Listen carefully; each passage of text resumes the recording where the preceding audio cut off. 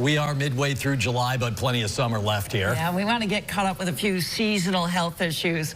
Onondaga County Health Commissioner Dr. Katie Anderson, so good to see you back here. Thanks for having me. So, Katie, I feel like we're going to start with this nasty stomach illness here, and I just feel like the information keeps coming and changing. So what should we make of it? Where should we be worried? How much should we be worried now? Yeah, those are important questions and a little challenging to navigate right now. So for context, this summer we've had a broad multi-state outbreak of cyclosporiasis in the U.S. And this is a parasitic infection that people acquire by eating contaminated food or drinking contaminated water.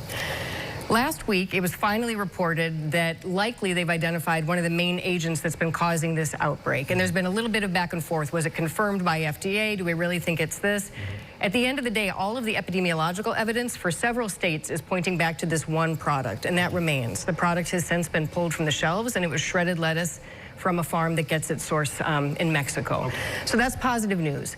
What does it mean for us here in central New York? So as we look across the whole country, there may actually be other little clusters that are not explained by this product. We think most were. But it's likely at the end of the day that we may never know what's causing a couple cases that we had in Jefferson County a week or two ago. And there's some good news here in that overall the risk to all of us here is very, very, very low.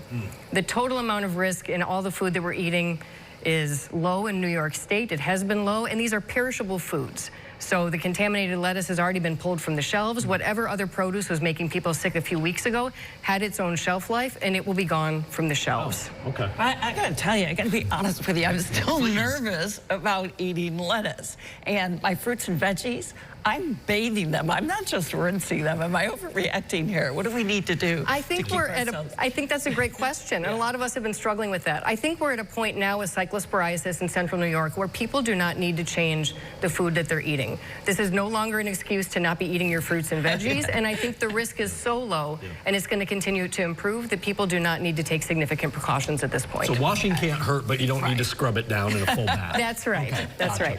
Next one. The county's 2 beaches have been back open again for almost a couple of weeks now.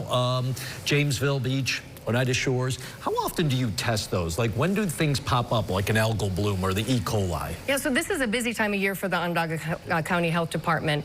We monitor the beaches on a routine basis, taking water samples, testing them for E. coli, and if they pass a certain threshold, we have to close the beach down and then monitor regularly and frequently so that we can open it back up. For algal blooms, it's more of a visual inspection. So when our inspectors are going out to the beaches, they're looking for these characteristic green paint algal blooms, or they get reported to us. And then we're sampling and observing until we think it's clear.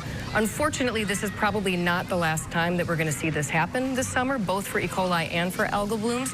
But I want to reassure people that that's a sign that this system is working, so that when you and your kids are at the beach, you can be reassured that it's safe and healthy for you to be there. All right, curious, when you've got harmful E. coli or harmful algal blooms, can you treat that water, or do you really just have to wait until you get the clear? That is a great question, and I wish that we could treat it. So there's evidence that if you treat the algal blooms, it actually causes them to die and release more toxin, which can make the situation worse. Okay. And for E. coli, that would involve chlorinating an entire lake, for example. So a lot of it is just simple watchful waiting, but we really up the intensity and the frequency of our watching when we have to close things down. Next one for you, ticks. We heard it was going to be the worst tick season ever, and they've already been bad. How are we actually doing now? Yeah, so it was predicted to be a bad tick season. I don't know yet if we can say that it's the worst ever, but it is worse than last year. So we know, looking at the numbers of ticks that have gone into Dr. Thengamani's lab at Upstate, for example, it's up about 75% compared to last year. Case counts tend to lag, so we'll see at the end of the year how bad our disease rates are. We also know that about 40% of those ticks have been carrying Lyme disease, as well as other things like babesiosis or anaplasmosis. And we've seen a few of the Lone Star tick in our area, which is that dreaded tick that can spread alpha-gal syndrome. So how do you watch for that? I mean, is it different? The alpha-gal or the tick? It's a completely different species of tick that they've had downstate and causing a fair amount of alpha-gal syndrome here. We're worried that it could set up more residents here, and right now we're not seeing it in huge numbers, but we're seeing a few ticks. So I guess bottom line, you just continued to protect yourself, right? That is absolutely all you can do. Essential. Run down the steps for everybody. So 3 things I want people to remember. One is tick checks are critical, and the Lyme disease ticks, the deer ticks, are tiny. They can be the size of a poppy seed or a sesame seed, so you really need to be thorough, and that's your pets, yourself, your kids. 2, treat your clothes with permethrin because that's something that'll protect you and stand up through multiple washes.